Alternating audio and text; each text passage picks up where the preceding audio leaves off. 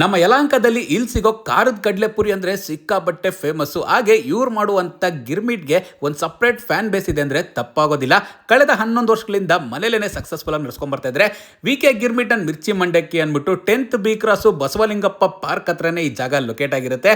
ನಾವು ಅರ್ಲಿ ಒಂದು 4:15 ಹಂಗೆ ಸಂಜೆ ಹೋಗಿದ್ರಿಂದ ಕ್ರೌಡ್ ಸ್ವಲ್ಪ ಕಡಿಮೆ ಇತ್ತು. ಇವ್ರ ಹತ್ರ ಸಿಗೋದೆ ಬರೀ 3 ಐಟಮ್, ಒಂದು ಗಿರ್ಮಿಟ್ಟು, ಇನ್ನೊಂದು ಸ್ಪೆಷಲ್ ಗಿರ್ಮಿಟ್ಟು, ಹಾಗೆ ಖಾರದ ಕಡಲೆಪುರಿ, ಅದ್ರ ಜೊತೆಗೆ ಮಿರ್ಚಿ ಬಜ್ಜಿ ಕೂಡ ಸಿಗ್ತಾ ಇದೆ. ಸೊ ನಾವು ಮೊದಲಿಗೆ ಒಂದು ಗಿರ್ಮಿಟ್ ನ ಆರ್ಡರ್ ಮಾಡಿದ್ವಿ. ಇಲ್ಲಿ ಸಿಗೋ ಗಿರ್ಮಿಟ್ ಗತ್ತು ಇಡೀ ಯಲಹಂಕಗೆ ಗೊತ್ತು. ಗಿರ್ಮಿಟ್ ಮೇಲ್ಗಡೆ ಒಂದು ಸ್ವಲ್ಪ ಚೋಚೋ ಮತ್ತೆ ಈರುಳ್ಳಿ ಹಾಕೊಡ್ತಾರೆ. ಗ್ಯಾಪ್ ಅಲ್ಲಿ ಬಿಸಿ ಬಿಸಿಯಾಗಿ ಮಿರ್ಚಿ ಬಜ್ಜಿ ಕೂಡ ರೆಡಿ ಆಗ್ತಾ ಇತ್ತು. ಇನ್ನ ಇಂಥ ಜಾಗಕ್ಕೆ ಬಂದ್ಮೇಲೆ ಮಿರ್ಚಿ ಬಜ್ಜಿ ಟ್ರೈ ಮಾಡಿಲ್ಲ ಅಂದ್ರೆ ಹೆಂಗೆ ಗುರು? ಅದ್ರ ಜೊತೆಗೆ ಒಂದು ಸ್ವಲ್ಪ ಮಂಡಕ್ಕಿನೂ ಇರ್ಲಿ ಅಂದ್ಬಿಟ್ಟು ಖಾರದ ಕಡಲೆಪುರಿನೂ ಕೂಡ ಆರ್ಡರ್ ಮಾಡಿದ್ವಿ. ಅದ್ರ ಮೇಲ್ಗಡೆ 2 ಬಜ್ಜಿ ಇಟ್ಬಿಟ್ಟು ನೋಡ್ತಾ ಇದ್ರೇನೆ ಬಾಯಲ್ಲಿ ನೀರು ಬರ್ತೈತೆ. ಇನ್ನು ಟೇಸ್ಟ್ ವೈಸ್ ಹೇಗಿತ್ತು ಅಂತ ಕೇಳಿದ್ರೆ ಗಿರ್ಮಿಟ್ಗೆ ನಾನಂತೂ ಫಿದಾ ಆಗ್ಬಿಟ್ಟೆ. ಟೇಸ್ಟ್ ಅಂತೂ ಸೂಪರ್ ಆಗಿತ್ತು. ನಂಚ್ಕೊಳ್ಳಕ್ಕೆ ಮಿರ್ಚಿ ಬಜ್ಜಿ ಕಾಂಬಿನೇಷನ್ ಬೇರೆ ಲೆವೆಲ್ ಗುರು.